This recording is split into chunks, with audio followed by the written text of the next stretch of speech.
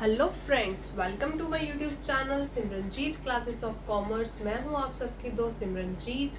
आज की वीडियो हमारी इकोनॉमी बेस्ड रहेगी, जिसमें हम डिस्कस करेंगे चैप्टर नंबर 2 क्लास 11 का। हमारा आज का कंसेप्ट रहेगा अपॉर्चुनिटी कॉस्ट। तो चलिए आज की वीडियो हम शुरू करते हैं। वीडियो शुरू करने से पहले आप सबसे रिक्वेस्ट है, अगर मेरी वीडियो अच्छी लगे तो इसे लाइक करना, सब्सक्राइब करना, शेयर करना और बेल आइकन को जरूर प्रेस करना। तो चलिए आज की वीडियो शुरू करते हैं। हमारा आज का कंसेप्ट है अपॉर्चुनिटी कॉस्ट। अपॉर्चुनिटी कॉस्ट क्या होती है, ये सभी को पता होना जरूरी है। फॉर एग्जांपल जैसे कि रिसोर्सेज, हमारे पास जो रिसोर्सेज हैं इसके डिफरेंट यूजेस हैं, क्योंकि रिसोर्सेज हमारे पास बहुत लिमिटेड है। डिफरेंट यूजेस को हम अपॉर्चुनिटीज भी कहते हैं। ठीक है, ये नहीं तो वो सही, इसको करना है तो उसको कम करो। फॉर एग्जाम्पल, जैसे कि एग्जाम्पल,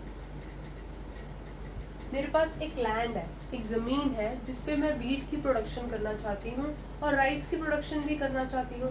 अगर मैं वीट की प्रोडक्शन 20 टन कर रही हूँ, 20 टन करना चाहती हूँ टन्स, ठीक है, और राइस की प्रोडक्शन 15 टन्स करना चाहती हूँ।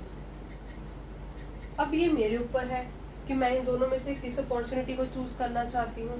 अगर मैं अपॉर्चुनिटी फर्स्ट चूज करती हूँ कि मैं अपने पीस ऑफ लैंड पे वीट की प्रोडक्शन करना चाहती हूँ और राइस को मुझे क्या करना पड़ेगा, सेक्रीफाइस करना पड़ेगा, तो यहाँ मेरी अपॉर्चुनिटी कॉस्ट क्या होगी, राइस 15 टन जो मैंने सेक्रीफाइस कर दिया एक की प्रोडक्शन को करने के लिए। तो अपॉर्चुनिटी कॉस्ट की डिफाइन क्या होगी, अपॉर्चुनिटी कॉस्ट की डिफाइन होगी cost of availing an opportunity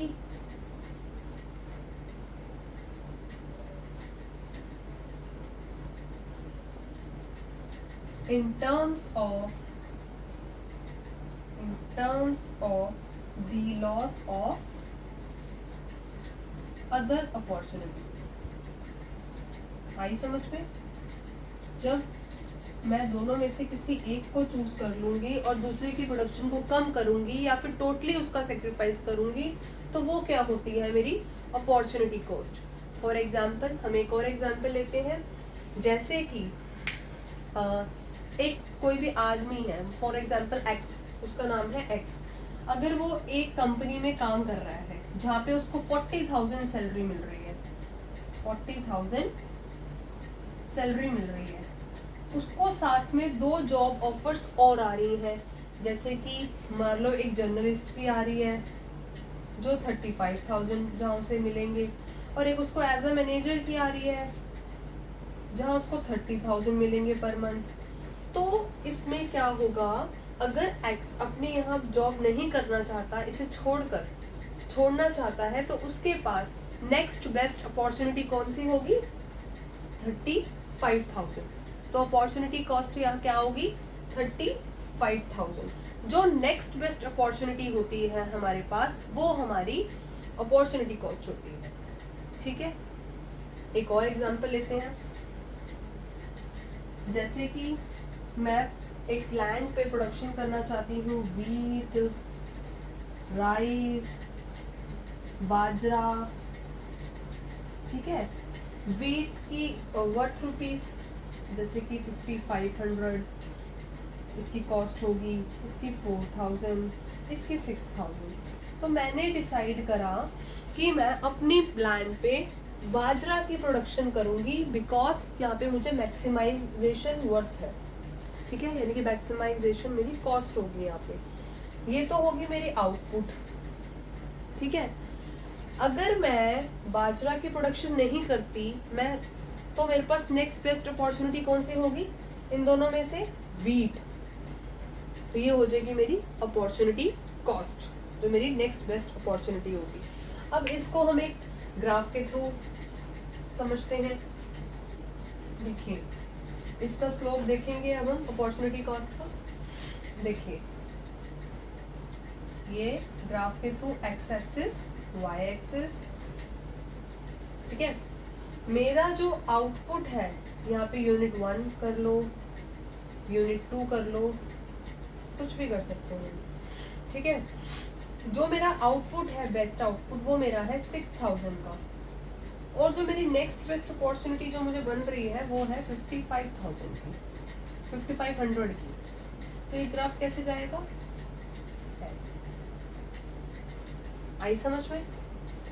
output तो मेरा है, लेकिन मेरी बेस्ट अपॉर्चुनिटी क्या है, नेक्स्ट बेस्ट अपॉर्चुनिटी 5500, तो मेरा स्लोप जाएगा ऐसे। आई समझ में?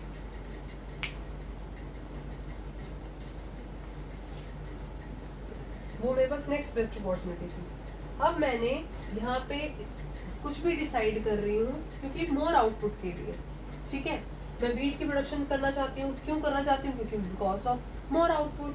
तो मैंने राइस को सेक्रीफाइस किया, राइस को सेक्रीफाइस करूंगी तो राइस में 15 टर्न्स मेरे क्या हो जाएंगे, अपॉर्चुनिटी कॉस्ट। आई होप आपको अपॉर्चुनिटी कॉस्ट समझ आया होगा। मैं एक बार आपको इसकी डिफाइन कर देती हूँ, रीड कर देती हूँ। Opportunity cost is the cost of availing one opportunity in terms of the loss of other opportunity।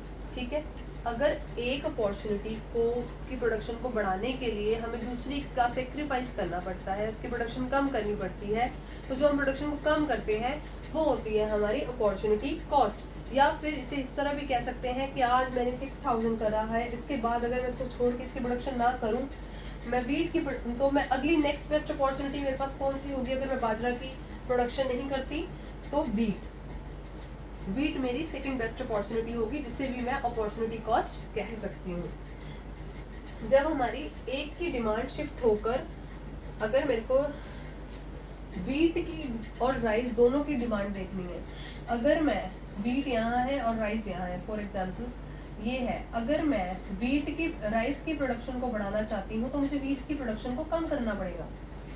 आई समझ में? ये जो मैंने सेक्रीफाइस किया, ये जो मैंने नेक्स्ट बेस्ट अपॉर्चुनिटी को चुना, वो है मेरी अपॉर्चुनिटी कॉस्ट।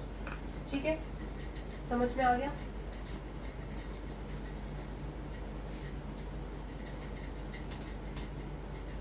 अब हम अगला आगे चलते हैं। आगे आएगा हमारा marginal opportunity cost.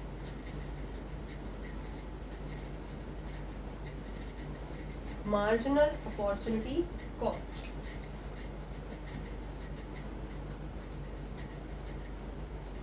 Marginal opportunity cost क्या होती है?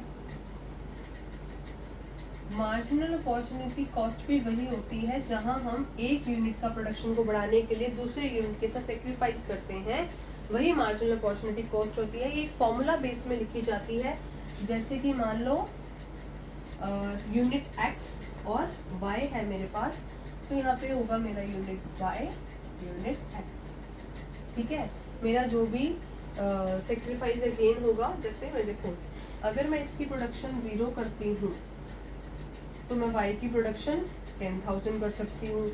अगर मैं इसकी प्रोडक्शन 1 करती हूँ, 1 यूनिट, तो इसकी प्रोडक्शन को सेक्रीफाइस करना पड़ेगा। अगर मैं x की प्रोडक्शन को बढ़ाती हूँ तो y की प्रोडक्शन को कम करना पड़ेगा। फिर इसकी प्रोडक्शन को इंक्रीज करती हूँ तो इसकी प्रोडक्शन को कम करना पड़ेगा, इस फॉर्म में। तो यहाँ पे मेरा MOC क्या होगा? MOC मेरा कैसे निकलेगा? डेल्टा y डेल्टा x, मतलब यहाँ जो मेरा सेक्रीफाइस हो रहा है वो, और यहाँ जो मुझे गेन हो रहा है वो। ठीक है, जैसे कि ये तो नॉर्मल रहेगा।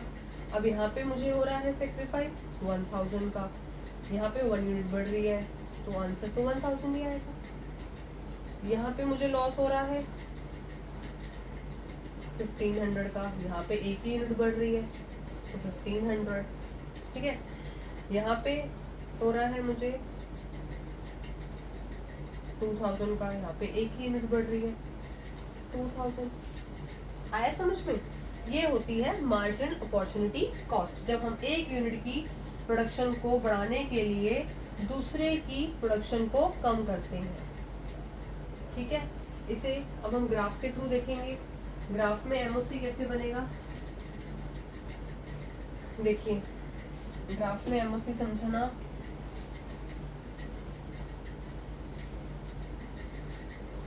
ग्राफ में हमें एमओसीज कैसे पता चलेगा, मैं यहाँ पे भी लिख देती हूँ, सेक्रीफाइस गेन। ठीक है, देखिए फॉर एग्जाम्पल इसी यहाँ पे यूज 1 को मैं एक्स एक्सिस पे मेंशन कर रही हूँ, यूज वाई कोई भी किसी भी कॉमोडिटी का फॉर एग्जाम्पल ले रही हूँ मैं, यूज 2 को मैं वाई एक्सिस पे मेंशन कर रही हूँ। अगर मैं यूज 2 की प्रोडक्शन यहाँ है तो मेरी यूज 1 की प्रोडक्शन यहाँ है। फॉर एग्जाम्पल ये देखिए, अगर मैं यहाँ पे इसको बी मेंशन कर लीजिए, इसको ए मेंशन कर लीजिए, फॉर एग्जाम्पल ले रही हूँ मैं, कोई क्वांटिटी नहीं ले रही, सिर्फ समझा रही हूँ। अगर मैं ए की प्रोडक्शन को बढ़ाना चाहती हूँ, A1 पे लाना चाहती हूँ ए की प्रोडक्शन को, तो मुझे क्या करना पड़ेगा, बी की प्रोडक्शन को कम करना पड़ेगा।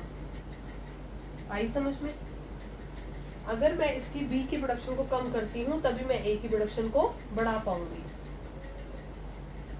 A1। ठीक है, तो अब इसका ग्राफ क्या बनेगा,